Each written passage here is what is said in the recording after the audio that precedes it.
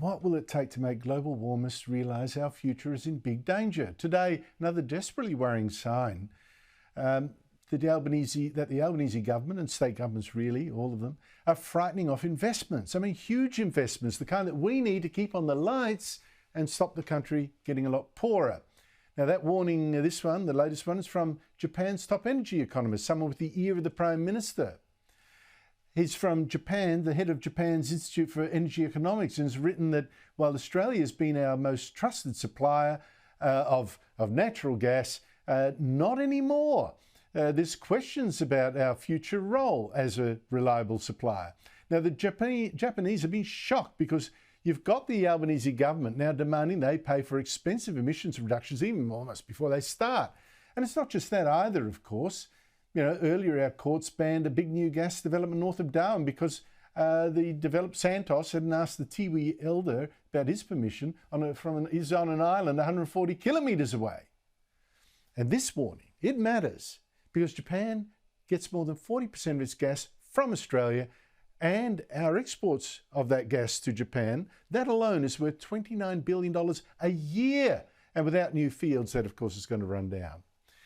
And bear in mind, this warning is far from the first. Others have got ignored. Japan's ambassador last year criticised Queensland's. Its new tax grab on coal miners said key Japanese companies now asking if Queensland is still a safe place to invest.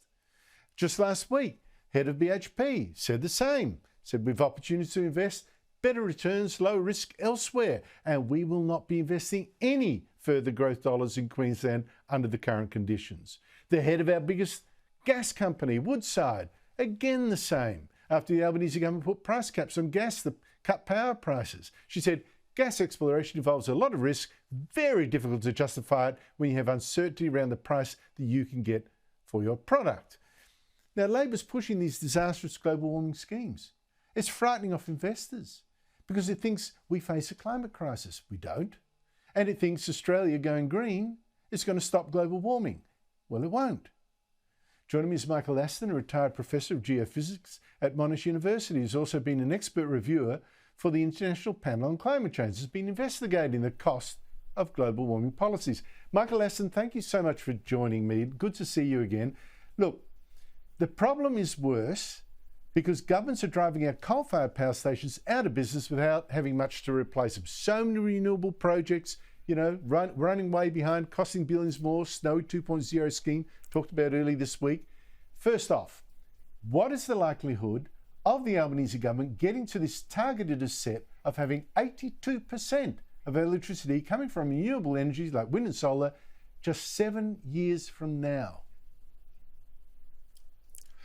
Well, Andrew, we've got some expert advice from Paul Broad on that. Paul Broad was the CEO of Snowy Hydro for some time, and he when he was given this number, 82% renewables in 8 years' time, he said, no, it'll take 80 years, not 8 years, to achieve 82% renewables.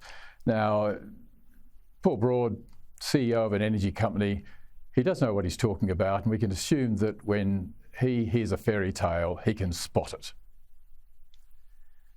Well, in fact, Paul Broad was shown the door after telling the energy minister news he didn't want to know. So I think that tells you how deaf the government is. What is the estimated cost of getting to green energy? No coal, no gas, net zero. Okay, so we've had a very major study done in Australia, 2-year study, 40 scientists involved, chaired by Robin Batterham, a former chief scientist of Australia. They came up with estimates that, yes, we can achieve net zero by the year 2060, but we will need coal until 2040. And the cost for the electrical sector to get to full net zero will be of the order of $2,000 billion. That is extraordinary, $2,000 billion. And that group, yes, I've got a very personal reason for knowing, is quite expert.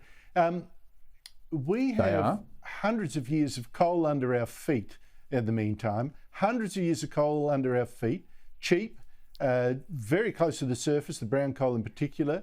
That's coal that'll be left in the ground if the Greens and Labor get their way. What if we went now, instead of this $2,000 billion green energy fool's errand, what if we now went to the new low emissions coal-fired generators that other countries are building and we aren't? What would that cost? Well, we've got experience from other countries. There are other countries in the West that are using these coal-fired new technology coal generators. And there are 10 countries in Asia also that are running these new technology coal-fired generators. And these new ones, they're quite different from the old 1970s, 80s technology that we still use in Australia, steadily breaking down or being closed down. But there was a study done by an international engineering group a few years ago quantifying the cost of capital expenditure to install modern new technology coal-fired power stations. And the capital costs per unit of energy that come from that study suggests that the coal-fired system is going to cost half as much as, for example, the capital expenditure of the new offshore wind farm in Hornsea in the UK. Coal-fire, half the cost of a renewable offshore wind farm. So those are the cost differences. Coal is cheaper, and coal comes with the bonus that the new technology cuts CO2 emissions by 1/3, and that's a real advantage, real reduction, while we have that result of being able to keep our lights on. 24-hour, 7-day-a-week power, very reliable.